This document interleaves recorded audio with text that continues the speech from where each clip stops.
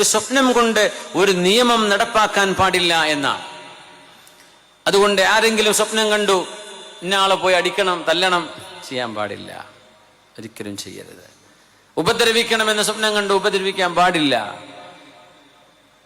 മുബശ്ശിറാത്തുകൾ അതിൽ കിട്ടിയേക്കാം, ചില നല്ല അർത്ഥങ്ങളുള്ള ചില സന്തോഷകരമായ വാർത്തകൾ നിങ്ങൾക്ക് ലഭിച്ചേക്കാം. അത് അല്ലാഹുവിൽ നിന്നുള്ളതാണ്.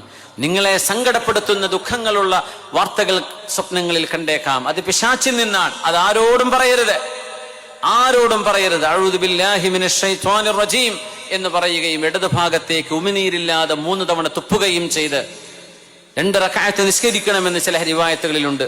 നിങ്ങൾക്കൊരു ഉപദ്രവവും ആ സ്വപ്നം കൊണ്ട് വരൂല. പക്ഷെ നിങ്ങൾ ആരോടും മോശപ്പെട്ട സ്വപ്നങ്ങൾ പറയരുത്. നല്ല സ്വപ്നങ്ങൾ നിങ്ങൾക്ക് ഇഷ്ടപ്പെട്ടവരോട് മാത്രം പറയുക എന്ന് ഹബീബുനാ റസൂലുള്ളാഹി സ്വല്ലല്ലാഹു അലൈഹി വസല്ലം. ഇത് വലിയൊരു ഫന്നാണ്.